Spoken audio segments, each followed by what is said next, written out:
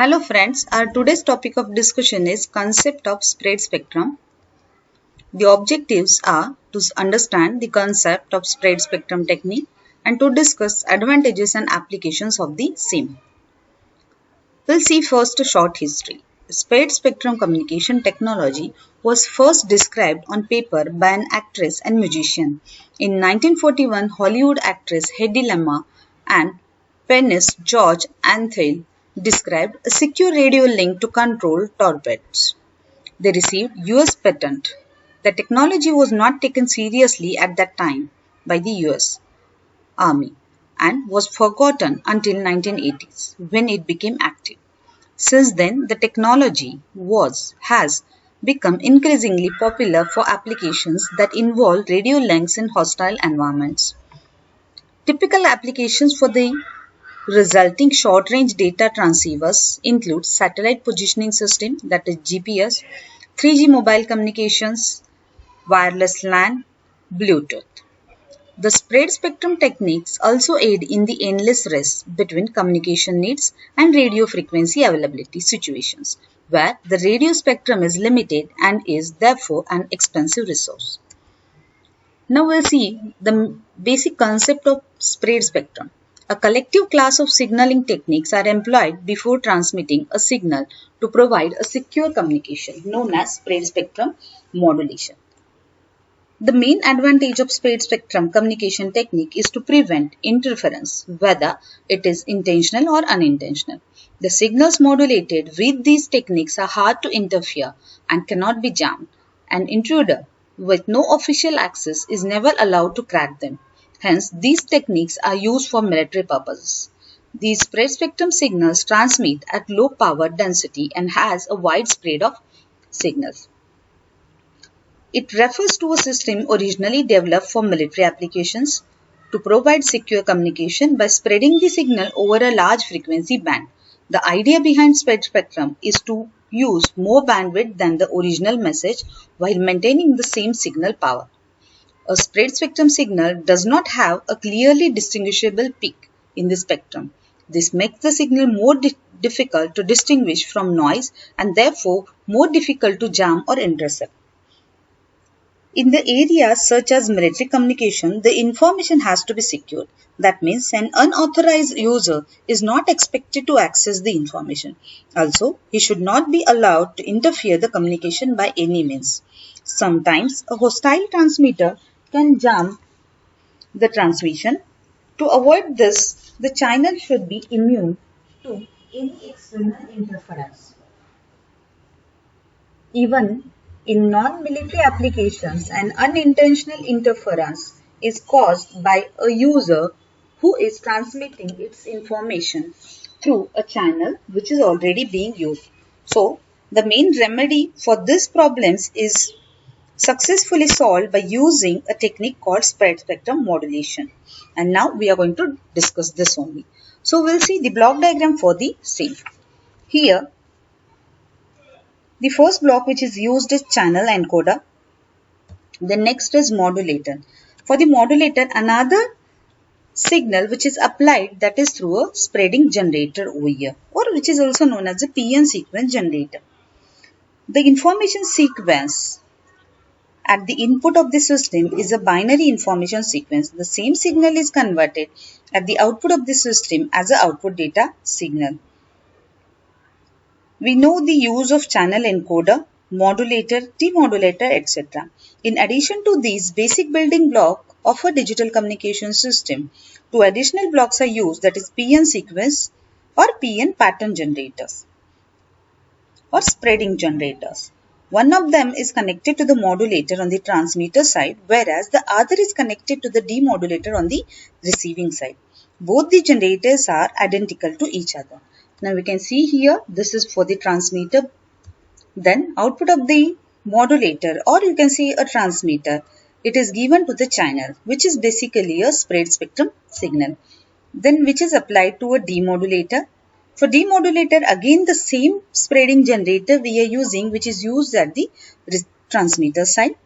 The output of the demodulator, it will be applied to a channel decoder now. So we can see here a locally generated PN code, it is synchronous to transmitter PN code. So we'll be getting the output that is binary output. Your input is also binary and your output is also binary. So this is a model of spread spectrum digital communication system.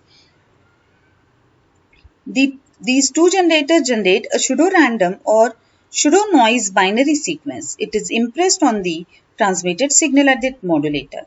Thus, the modulated signal along with the pseudo-random sequence travels over the communication channel, and this sequence spreads the signal randomly over a wide frequency band.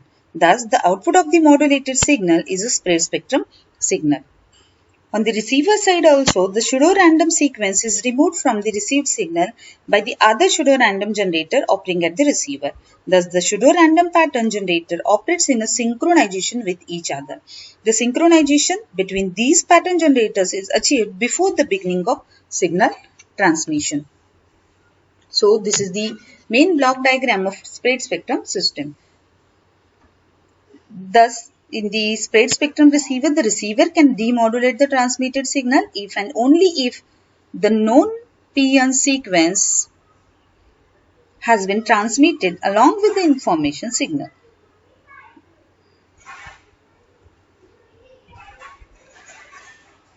Here, the binary data is given as the input that we have seen, and with the help of pseudo-random sequence and modulator, and again at the receiver side demodulator or decoder, we can receive and we can regenerate our binary data.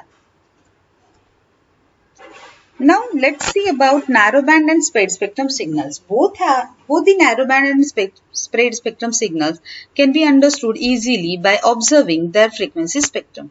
We can see this frequency spectrum of narrowband signal over here. The bandwidth is very small. These have the signal strength concentrated at one point over here. Some features of narrowband signal are the band of signal occupies a narrow range of frequencies, as we can see here. The power density is high and the spread of energy is low and concentrated. Now coming to the next point, that is spread spectrum signal over here. Here we can see the spectrum of this signal. This spreaded signal is this very long. The band of signal occupies a wide range of frequencies. Power density is low. So here we can see that is a power density is very low. Energy is widespread. With these features, the spread spectrum signals are highly resistant to interference or jamming, since multiple users can share the same spread spectrum bandwidth without interfering with one another. These can be called multiple access techniques. Now we'll see the spread spectrum process, what it is basically. So for these two inputs are there. One, that is narrowband signal with the bandwidth B. The spreaded code will be multiplied with your signal, and what we are getting a spreaded signal over here. We can see the difference in narrowband signal over here, and if you compare with the spread spectrum signal, we have seen basically the difference between these two. Narrow bandwidth, that means bandwidth is very low and it has high power or high PSD, but if you compare with spreaded signal, the bandwidth is very large with low power density. Now we will see the advantages. Here, with the help of spread spectrum, the crosstalk elimination and better output with data integrity will be offered. The reduced effect of multipath fading. It is for better security and reduction in noise. Coexistence with other systems. Then longer operative distances. Hard to detect and not easy to demodulate or decode. Then difficult to jam the signals.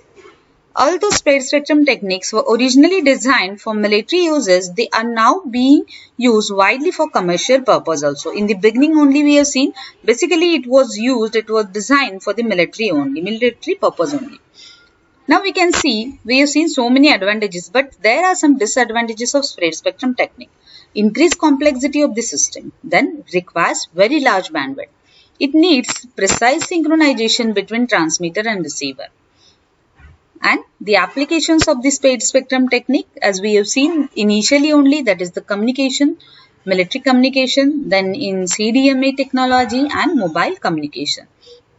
So thus we have studied, that is, and you the conclusion is that the basic concept of spread spectrum we have seen, the applications, advantages, disadvantages, how the spreading process is done, why it is done, how it is well helpful, and in military applications and in commercial applications also how it will be used. That things we have learned in the today's lecture. So, and how it is achieved, the main thing which one change we are using, we are having, that is a PN sequence, that is pseudo noise sequence. Basically, in the pseudo noise sequence, number of flip-flops are used, and with the help of flip-flops and one XOR gate, a pseudo random signal will be generated.